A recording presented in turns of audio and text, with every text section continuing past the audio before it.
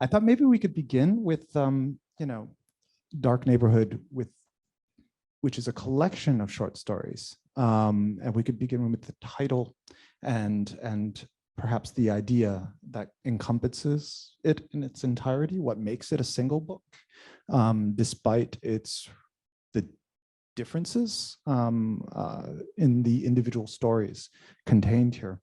And I was thinking about, there's a short story by Kafka, and it's called 11 Sons. And it's basically, the premise is there's a father, and he's talking about his 11 boys, and their different characteristics and the way that he's ambivalent about all of them. And there's a wonderful reading about it, which says, actually, no, Kafka was thinking about stories that he had written, right? Like each son is kind of a story. And so you have people identifying the specific stories and so on. And it's interesting because I thought of that in relation to this collection, Dark Neighborhood, which, while it does have a very explicit place in the collection, it also seems like the collection is a location. It's a space, it's a mind, and you have different corners and locations within the collections, within the individual stories, where there are correspondences, some of them that are visible on the surface in terms of their theme, their use of language, their techniques, that link them together, that make them proximate to one another, despite, like I said, the differences in association. Can you say something maybe about the title, why this had to be the title for the collection? Yeah, so it's interesting that you say had to be the title, because I did really feel like it had to be the title, like I was ready to kind of fight tooth and nail to keep it, if anyone ever suggested changing it. It was always the title of the first story in the collection, the titular story. So, and I think initially when thinking about this, I had kind of described it as the first story kind of containing all the others. And I think the first story is, in many ways, it kind of sets a tone for the rest of the stories. And it sets the underlying, I suppose you might call it, malaise, which kind of runs through the entire book. But it's the one that goes into that most deeply, I suppose. And at the end of Dark Neighbourhood kind of ends on this kind of ambiguity, which I feel at least kind of creates an opening. The ambiguity is an opening through which kind of all the potential it kind of births all this potential. So I suppose that in many ways there could be other stories. It's just that these are the stories that got written, but they're kind of more like, I say, like somebody described the book, the collection, as a constellation, which I really like, because they're kind of like, they're those stars that you can see, and then there's the vastness of everything else. So like they're kind of something, but I think the first story kind of hints at the kind of vaster emptiness, I suppose, that they're contained within, if that makes sense. Yeah, well, there's also, of course, the play on different kinds of darkness, which you suggest in terms of tone, right? Darkness is, on the one hand, it's the absence of light, right? But it's also the tenor of many of the works here in these stories, and we'll talk about some of them in particular, and Vanessa will read from some of them as well. The environments are not salubrious, should we call them, right? Like they're not, darkness as a kind of environment, a form of night that these characters are experiencing, whether through the act of mourning, of loss, the experience of violence, right? There's that kind of darkness. It's funny though, because the epigraph, which is the thing that also in some way has to refer to the entire collection, which is coming from Nietzsche, but it's credited to Zarathustra, is night is also a sun. And I assume this is intentional as well, there's a play on light and darkness and their interrelation throughout the work. You also have stories that focus on light, the quality of light, but light as possibly something that's figurative, light as something having a value, perhaps in the same way that you were describing constellations, that the darkness that surrounds it, it's not that the constellation exists by itself, but the shape is in part, an extension of the darkness between the stars that are connected. That's not a question, really. Yeah, well, and I suppose maybe I'll start by saying that the epigraph is that passage in Zarathustra. So it's like one sentence, and it's taken from a kind of what's the word I'm looking for? Almost like jubilant passage where he ends by saying, "Just now hath my world become perfect." Midnight is also midday. Night is also a sun. Pain is also pleasure. Yeah, exactly. And I suppose it is like the whole book, I suppose, is like hints to that dark night, like that kind of, like nobody in the stories is having the best time. And I think that they're kind of this ambiguity, again, leaning into this unknowing ambiguity or a void, which sounds very dramatic, but I think we've all had been at those points where you have to kind of surrender to this not knowing. If anyone who's had anything very serious happen to them, where you might grope around for sense, but you can't find it, they're kind of all at that point. And I suppose it's that night giving way to a new way of seeing. That's what I kind of take from, like I kind of intuitively took from that passage, which I didn't necessarily reflect on that at the time. It just felt like the right one. But since then, I think that that is kind of what it was saying to me. I mean, that leads me to observe, one of the qualities that I love about your writing and that I find particular and individual to this collection is it recreates in the reader what I imagine happens to interesting writers, which is to say it feels as fumbling in the dark, forward sentence by sentence, as you try to figure out and orient yourself in the world that you're creating or in the process of creating, but that you lack the clarity to see it globally. And while reading these stories, I mean, it's this remarkable experience of, it feels like I'm reading them for the first time when I read them the second time. And it has to do with the experience of the way that the constellation is also an interesting maybe figure for this, is seeing the larger picture, but from a distance, once you have an idea of what the proximity of one thing is to the next and what's happening, some of the fragments begin to come together, and you can see what's actually happening there. Maybe we can say something about the opening story, since it is the title story, and then after that we can have a reading from a different story. I mentioned earlier that the stories have different approaches, that they seem to draw on different kinds of genre, or in an appropriative fashion for you to fumble in the way that you want to, to make your explorations and discoveries as you wish to. Do you want to say something about, I mean, like in the case of this opening story, Dark Neighborhood, it feels as though this is a dystopian, apocalyptic scenario in which, people are massed in front of a gate. Different bits of information are missing, but there's plenty. You know what you need to know.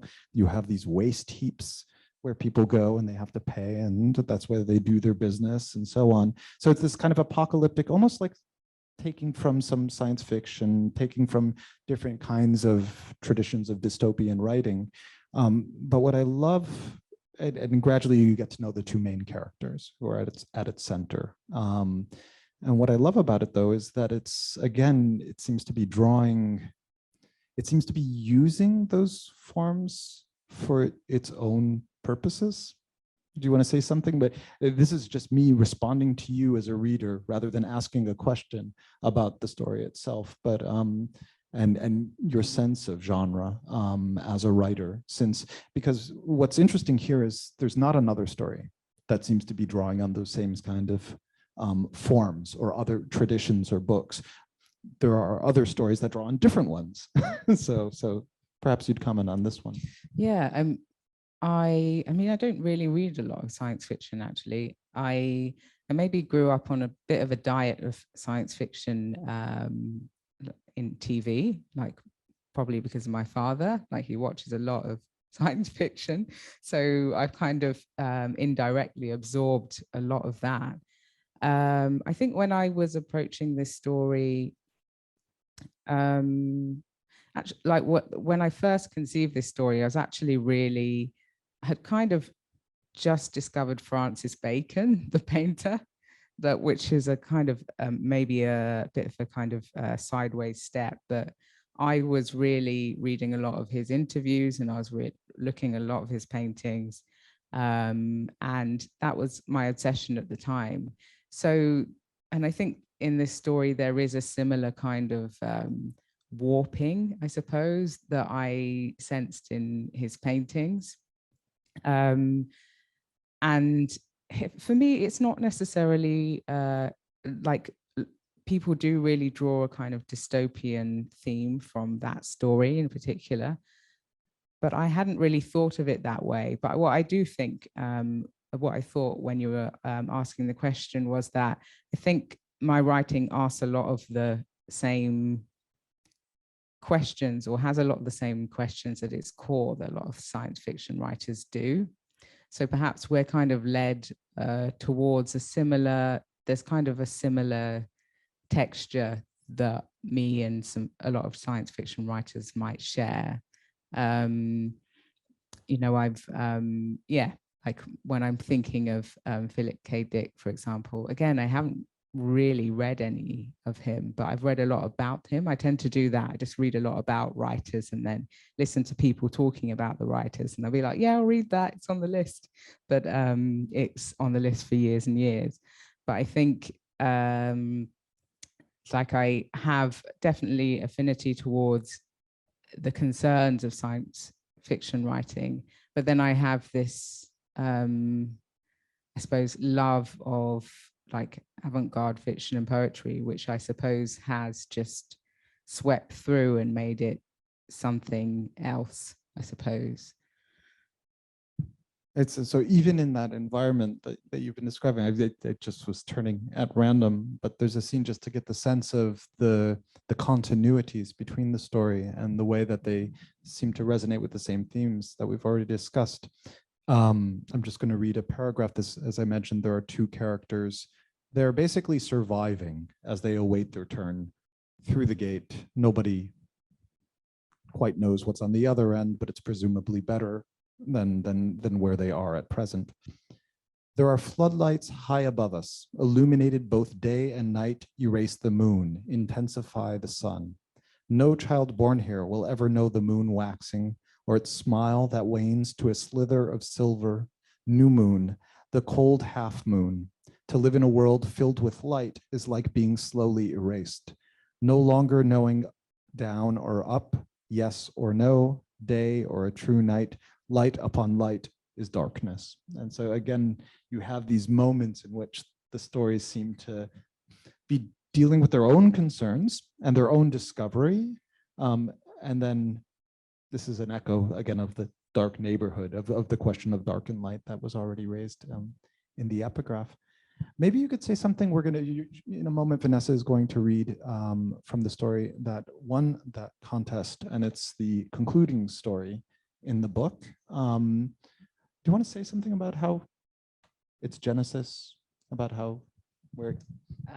Yeah, so the concluding story is called At the Heart of Things. And I will read, because I'm going to read from it, I suppose. I won't give too much away. I'll try. Maybe I'll read it and then I'll talk about its genesis. Yeah, I like that. Yeah, okay, I'll do that.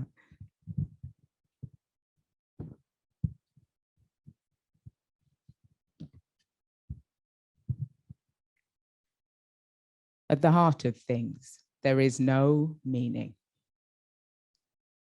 Hanging a picture on the wall, I give a little too much force to my thumb, skin breaks under pressure, an orb of blood. Red, red to dark red, to dry red, to skin, to iron, to rust, to heat, to sweat, to yesterdays. As we move, we move. Tuesday, going into the city with the rest of them, sliding down the greased pole of means become ends. Let me tell you, I slipped and traveled against a sharp grain of escalator. One flight of metal before I hit flat floor and crack. To the back of my head, I cried like a child. Oh, I, said me, am in pain. I was at work by the afternoon, at home by early evening, feeling burning scratches in the backs of my legs and the bruised curve of my head. My mind curved, bruised. In bed, the sheets scraped and tugged me sore anyway. I tried to lie. I, face down, looking for a cool place, stretched out an arm and all that was solid dematerialized. I, and nothing slipped into water. Water as pressure. I felt the water as pressure. I'd always thought of pressure as a pushing down. Oh, it was every drop of water for miles working into me. There was nothing to my fingers, no weight, no force on the pads of my feet, no cold draft wafting past the hairs of my skin, no sound, no sight. I couldn't set my watch to nothing. I waited, couldn't scream, unaware of mouth or lungs to do so, not breathing, not dead, not alive, no fear, not yet. Eyes wide open into dark and no sense, unsayable. The Friday, I dropped in on Uncle Padana. It was early summer. Shadows fold neatly around corners. Light warms the backs of the hands until 4 and cools before 6. He answered the phone in a lady voice as I stood outside his consulting room. Buzzed me in. He's ready for you now. He was sitting behind his desk, leaning back in his chair, looking boyish, expectant, tired. A Serapegia hung from the bookshelf and fondled the few hairs on his head. As I moved into the room, he stood and for me, opened his arms. I told him about the fall, the senseless black of that night. He cupped the bowl of my head in his hands, throbbing sore into his palms. What painkillers you want? He said. He speaks out the side of his mouth, gritted teeth, broke his jaw, never set right. Something weak, I said. Do you feel weak, sick? Nothing. I cut my elbow rough pad, a grazed, dried red, and the other elbow, the same. A crack to the head, confusion, no doubt. He took away his hands. Confusion isn't the feeling, I said. And you were there, and Cousin Rooms was there. Was I kind? Scratching a nail over the stubble above his lip. Kind, pleasant, agreeable. You weren't there in your physicality, at least. Too dark to tell. No light to bounce off my face, no light to see.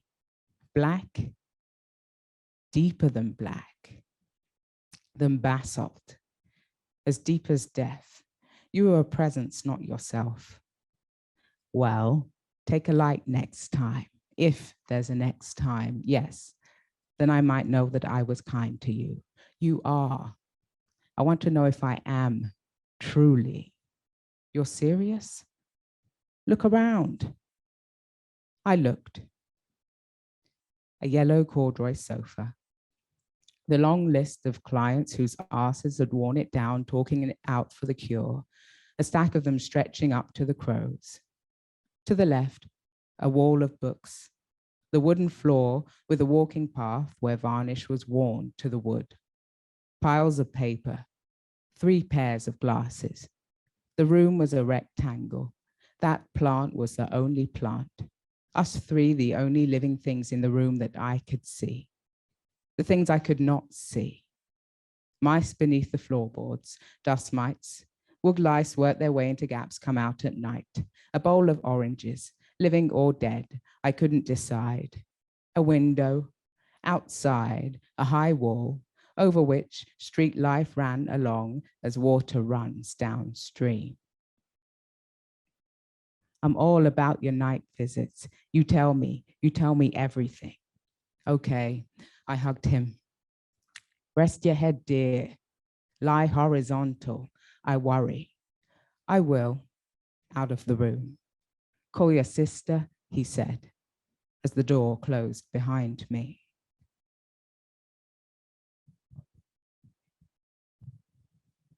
Thanks. I think it's lovely because if you're in the audience and you're experiencing it for the first time, you have a better sense of what I meant when I stated earlier that there's a kind of opacity or obliqueness on the first reading to the material as you try to figure out what's happening, what are the circumstances, who are the characters.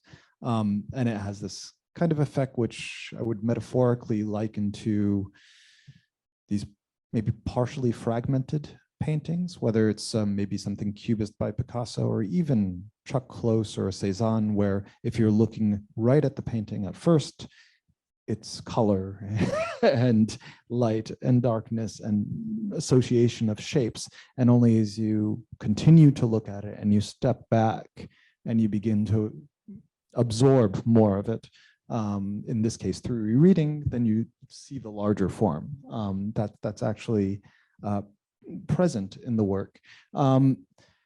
So one of my questions has to do with like how you actually shape that sort of thing when you're writing a story like this. And so when I asked you about the origin of the story, I suppose the curiosity behind that question is like, how do you work? You know, so you're creating this effect which presumably replicates, at least to a certain extent,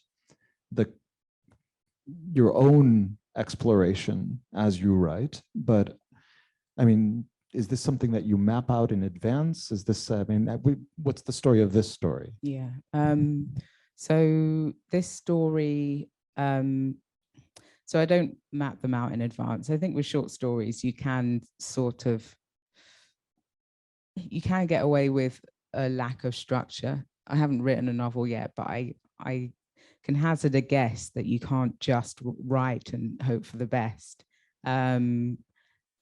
So with this one, I remember that I wrote the first 2 paragraphs quite late in the day. Like I'd started writing. Usually when I start, I have a sense of the beginning at least, usually as an image. So I know where in space it begins. I know what I'm looking at, and I know where it ends. And if I'm lucky, I'll have the lines, the actual words for that, but they can come later, that's fine. But usually I will always have a sense of the beginning and end, and usually that never changes. And then it's just what's in the middle kind of comes as you write it.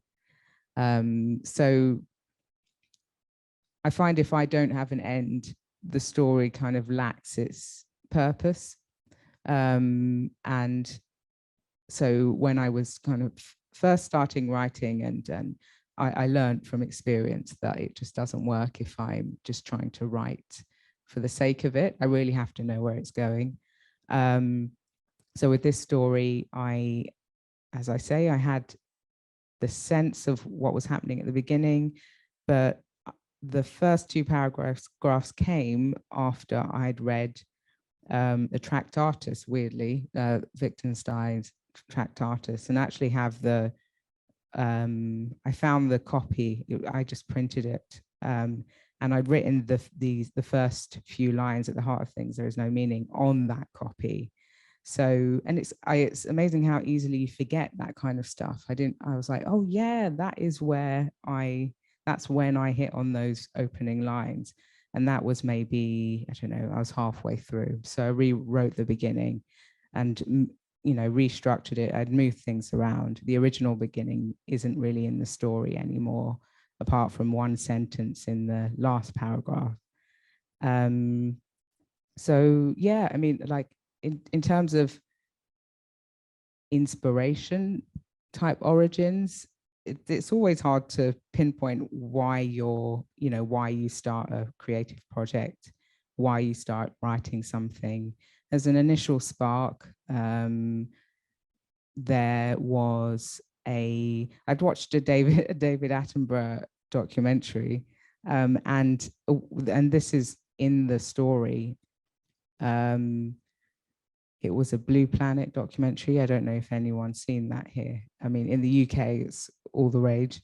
And they go right down to the deep ocean, and they're looking at these pools of brine. Like, it kind of looks like a lake underwater. And it has this kind of eerie mist of bacteria that feed on the brine, kind of hovering above it. And these eels are just kind of disappearing in and out of it to feed. And one of them becomes kind of asphyxiated by the kind of salinity of the brine and starts kind of just jerking around. And I remember watching that, and there's just I know Virginia Woolf talks about it a lot. There's a shock you get. And I had that shock when I looked at that. And I don't know what it was.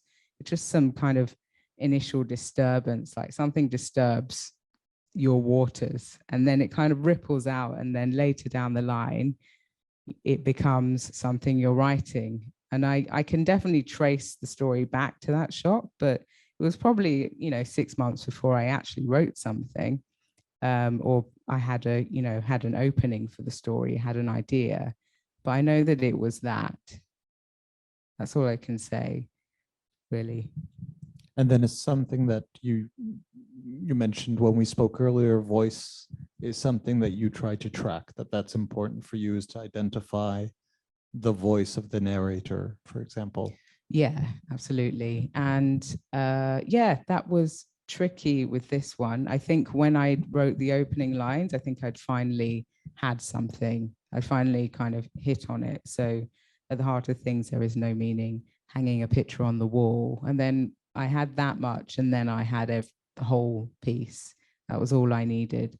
And I suppose, again, going back to process, it's usually a process of kind of layering. I tend to write quite short. So I'll write a story and it's quite skeletal, it's a bit skinny and it needs fleshing out. So I'll usually write the whole thing, and that's one draft. Then I'll usually go back to the beginning and then start editing, but also fleshing it out in parts, and it kind of layers on like that.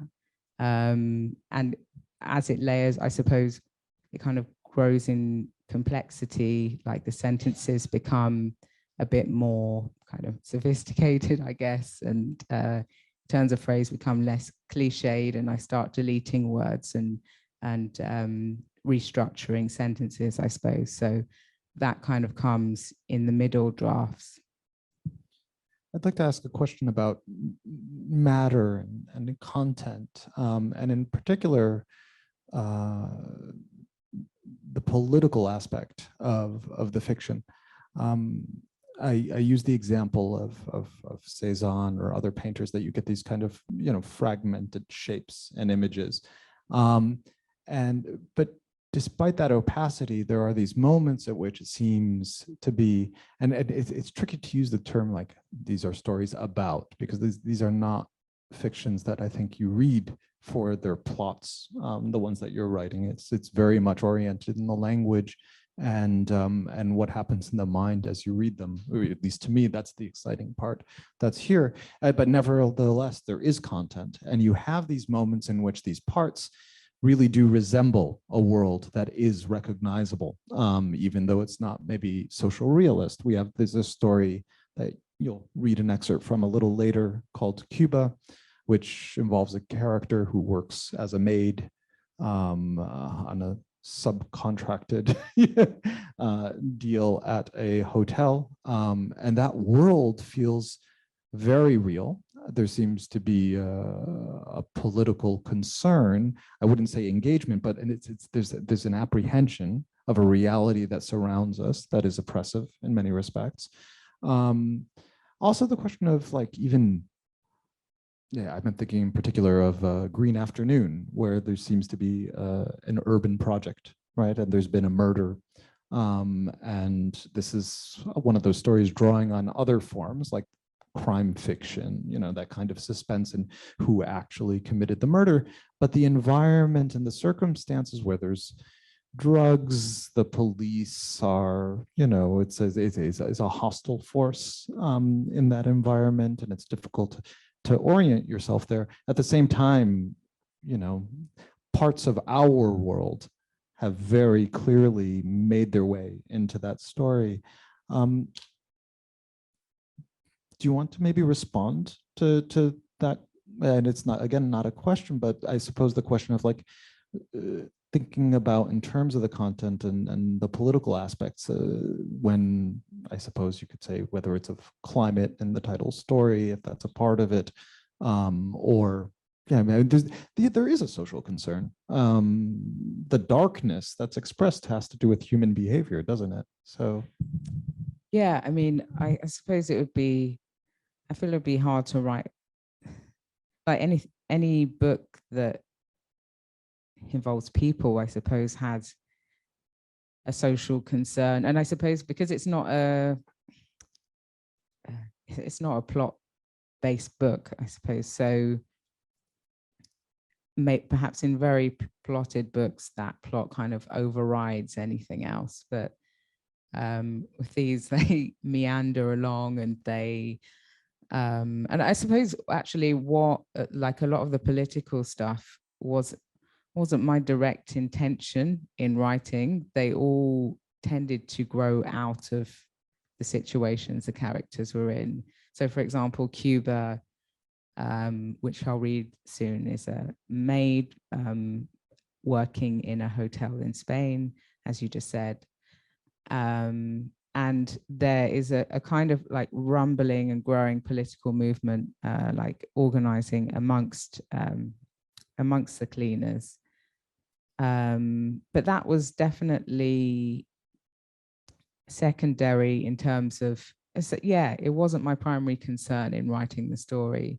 I think that, and with Dark Neighbourhood as well, it wasn't my primary concern, but I suppose I can definitely speak to Dark Neighbourhood that it just was a kind of natural, them, for example, then destroying their immediate world around them. Like their world is very small. It consists of the patch that they're living on, basically, but they kind of destroy it. And yes, it echoes what's going on with the world and the climate, but it was also a natural response. It was emerged naturally out of the way they believe the world to be. I suppose that's what I'm trying to say. And I think with Cuba, it's the same, like her environment in a way, I think most of the environments in the stories emerge out of the characters, not the reverse. Yeah, so I started with the person at the center of it, and you kind of just let what happens happen. And that is what happened. Like this movement organized itself around her. She never really took part in it. She's kind of stuck in a world where she's still trying to control things using what's worked in the past or what she's learned from her past. She's in her own crisis. Yeah, does that respond? Which is one of the most powerful experiences for the reader, and I won't give that away, because again, part of the pleasure in reading the collection is as things distill and begin to come together in terms of the pasts of these figures and their situations. Would you like reading an excerpt from Cuba? Cuba. Policeman walks towards her, gun swinging from his hip, cracked stones rolling beneath his feet, head lifted high by some. vapors which only he can sense in cold blue air. Moves as if he's standing still, and it's the earth that aids him forward. His uniform is olive green. Gun hovers by her open window, a hand on the roof, and all is still. The birds hold their breath while she feels the engine vibrating through her seat. Buenos dias, señora, he says. That for cracking coconuts, she says to the gun. He laughs, then a gesture with the hand. Now she stands. Leaning against the car warms her thigh. Gray smoke as the engine burns a veil to cloak her mouth and nose, while she flirts with tired eyes. Body soaked in this morning's sweat, the dew gathered as she passed through border after border on this long drive. He looks at the exhaust, the smoke, oil, he says. Okay, she says. Your name? He leans himself against the car, clink of the gun. Cuba, a lie. True enough to her, grown up breathing the vapors of a place she's never been, Cuba edging round the fields. Cuba, rubbing its legs together from the long grass. Cuba, dripping warm from her eyelashes as she steps out of rain later that morning into a hotel in a coastline Spanish town. The hotel is pink all over, as the bitten inside of her mouth, as her dark father's radiant bottom lip, as a burned scar stretching down the back of her mummy's calf.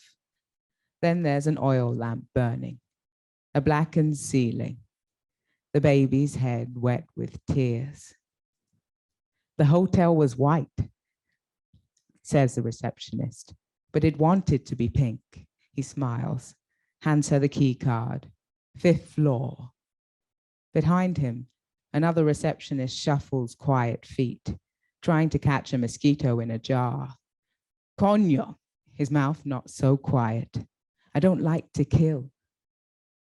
She loops her bag handles over her arm, slip down to her elbow along hairs wet with rain. The arm aches under the weight. Thank you. So I'm going to ask one other question or one other, I don't know if these are really questions, they're kind of topics that I'm interested in hearing about. And then we'll open things up to both people who are here as well as attending the event virtually. So there's a shorthand for this kind of approach to, well, fiction or poetry that doesn't prioritize narrative. And you'll see it quite often, experimental writing. Without, kind of reducing that to something that can be meaningless or is actually, a limitation, I was wondering maybe we could explore that, or you can explore the notion to you as a writer of experimentation, both as an orientation in what interests you about form at the level of sentences, right? Like part of orientation is like, I don't want to do this. And then there's, of course, it's what you end up doing in its place.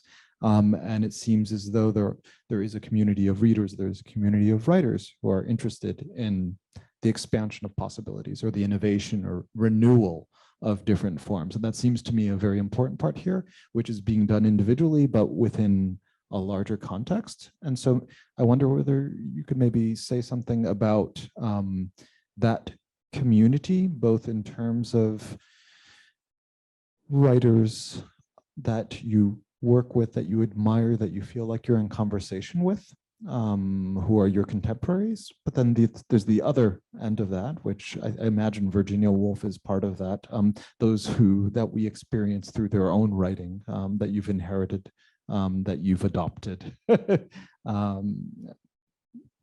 as a reader who writes. Yeah, I mean, I suppose I like addressing the addressing experimental writing as a concept. I remember the first time I heard that phrase. I mean, I should say that I came relatively late to literature. I really started reading, when I was in my early 20s. And I was actually living here. Came to live in Paris, and that was really when I'd started reading. That's what it does to you. Yeah, yeah. And it was Virginia Woolf, Orlando, that I'd read just before I moved here, and that kind of got me interested in reading.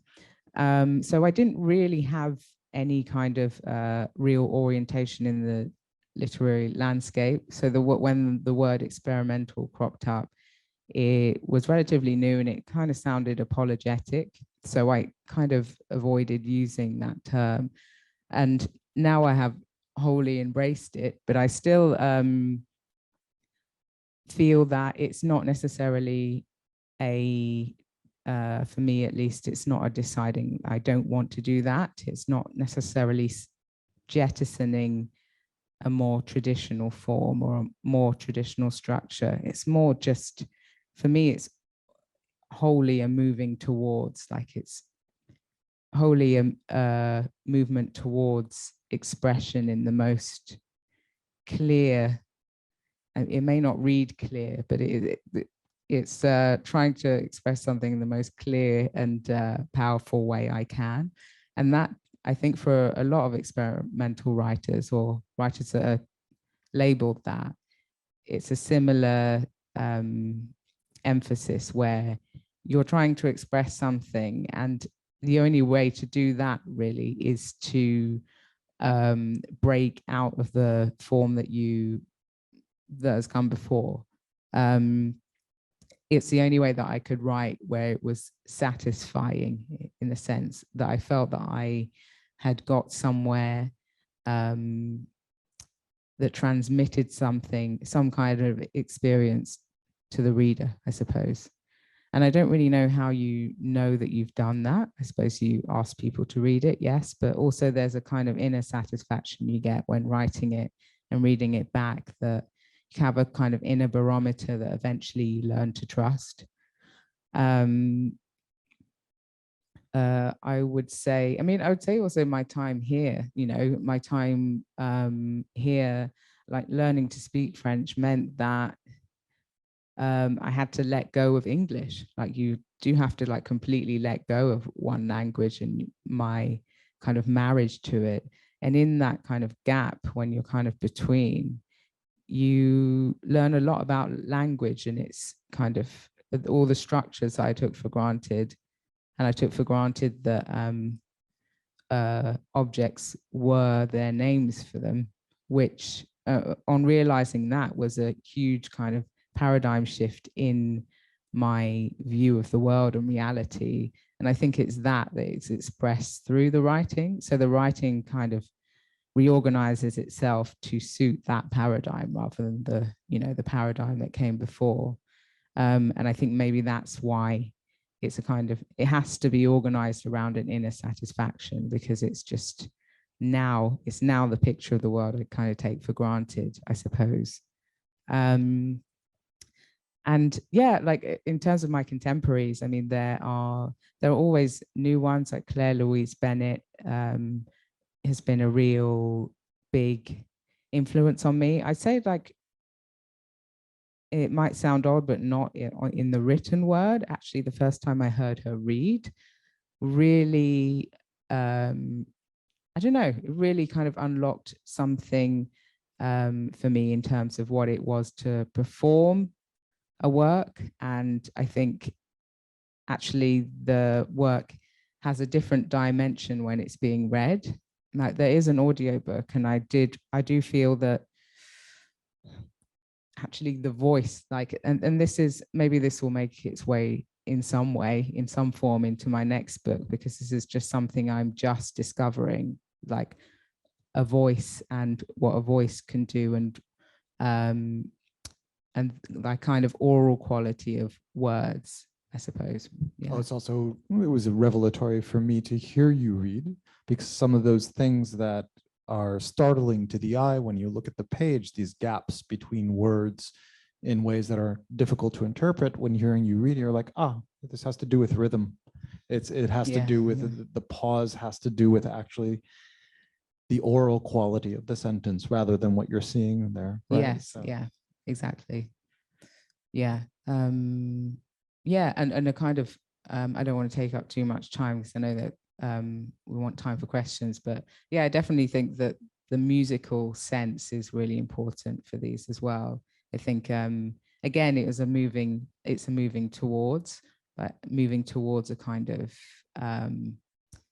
musical wholeness. I think you said at the beginning that they have kind of like paintings, but also I think of them like, say, a piece of music where you don't necessarily consider one note or two notes on their own, but they're kind of it's all organized to be absorbed as a whole. So yeah, that's just wanted to add that. Thank you. We do have time for questions, so. Which is to say, questions not my own. Yes, hello. I'm always interested in the process of putting together a collection, and you had said that you had written some of the stories a few years ago, some during the pandemic. Are you tempted to edit previous stories, especially in this period of crisis, or did those earlier stories stay the same? I think it was quite tricky to kind of, because when obviously I became a better writer by the last story, and the earlier stories some of them are a bit, I don't know, reading them back, I appreciated what they were, but kind of wish they were better as well. But I did go back to some of the earlier ones and edit them. But there is a limit. I found that there's a limit to how much you can kind of raise the quality of a story. And actually, at one point, you will just kind of destroy it completely.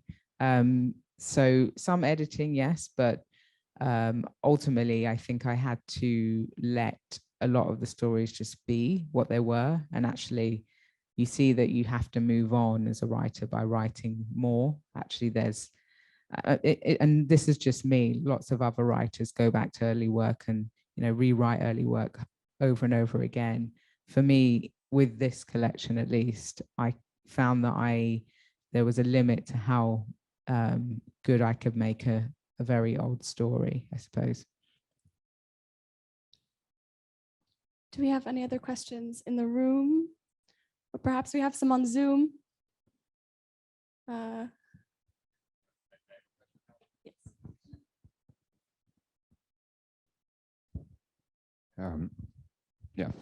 How do you make the distinction between poetry and what you're doing? Because what you're doing seems very rhythm-based already, and some would say that poetry sort of naturally has that quality also.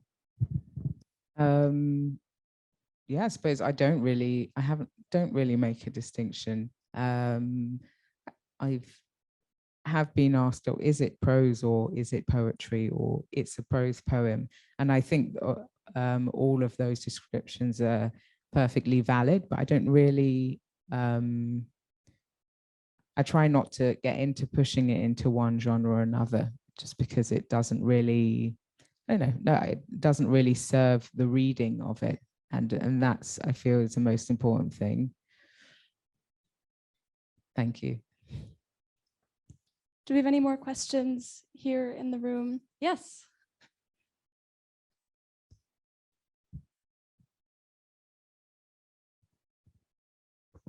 So mine is more of an observation. I read the book this afternoon, and when I read the first story, Dark Neighborhood, I was thinking, to me, you were talking about climate change, but I thought about refugees, coming into, looking at the, the closed door or whatever, and wondering what's on that other side, and is it going to be good, that kind of thing. And then the underbelly of, the drug trade and children and other stories like Cuba, where you don't want to give everything away. But I just looked at it and I related it to current events, that are happening out there in the world today. And that was just my observation. Oh, thank you. Yeah, I'm in a way surprised that more people haven't made, maybe they just don't want to, I don't know, or they have but haven't said to me, but more people haven't made that reference, I suppose, that referential link. Thank you for the lovely comment. We're still taking questions. If you're on Zoom, do feel free to send them in on the chat. And if no one else has them, we could maybe allow Daniel one last question to ask, or we could just wrap things up. I've got a few. I can reduce them to one. Sure, sounds great. So this is a favorite question of my colleague Dan Gunn, who's here at the Center for Writers and Translators. But just the question of translation as metaphor or as something that actually exists. You were talking about French and the way that having to learn French, or the process of learning French, having the way that it recalibrates your brain, and the relationship you ultimately have to English.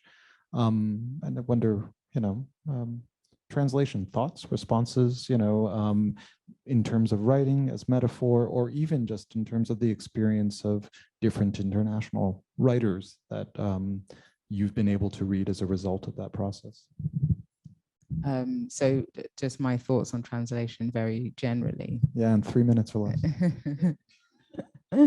I don't really know. I mean, like what I feel like this might be very boring for everyone sitting here, but what came to mind initially was actually when I had read the Tractatus Wittgenstein, and then I'd found, so the version I found was just something I found for free off the internet. And I thought, well, I'll actually buy it as a book. And I did. And I was reading the published version I had.